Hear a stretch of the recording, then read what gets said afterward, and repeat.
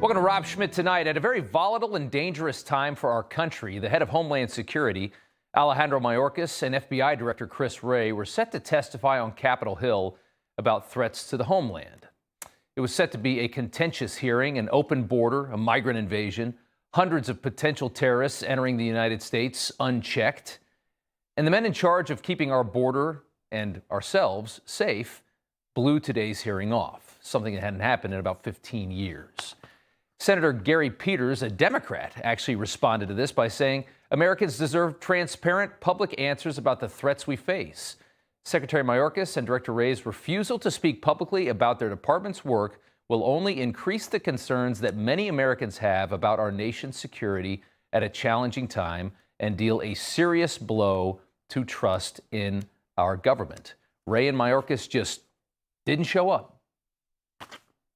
He said it's going to be a blow to the trust in our government. It's actually another serious blow to trust in our government. The biggest blow was on November 5, when Americans clearly voted for radically new government in this country because they didn't trust it at all.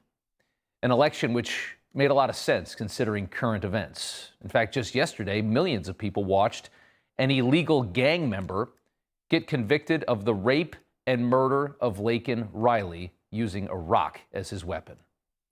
They watched body cam footage of Laken Riley's mother collapsing as she arrived at the crime scene.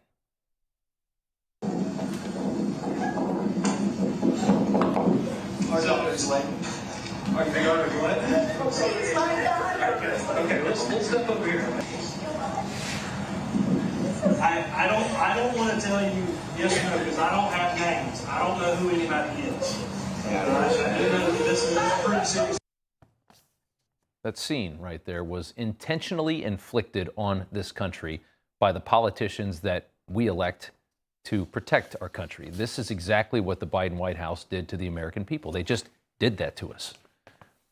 Senator Josh Hawley believes Mayorkas and Wray skipped today to avoid getting hammered for the migrant invasion. Both are thankfully about to be unemployed. Alejandro Mayorkas could very well be charged with perjury by the Trump DOJ. He certainly deserves to be. He's been lying under oath for 4 years about the southern border that he helped to intentionally destroy.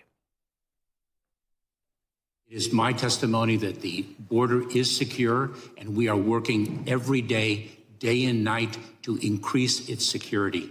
The border is secure.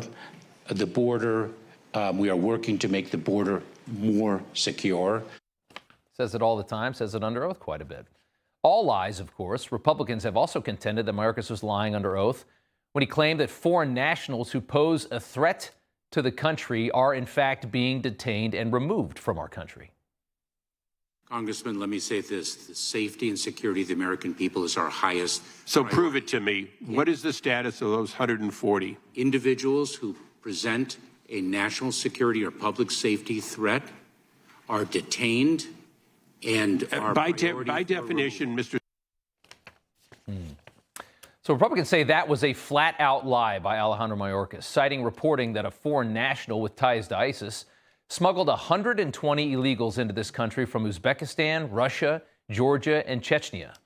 This massive group all just claimed asylum and, of course, were just released into your country because that's what they do.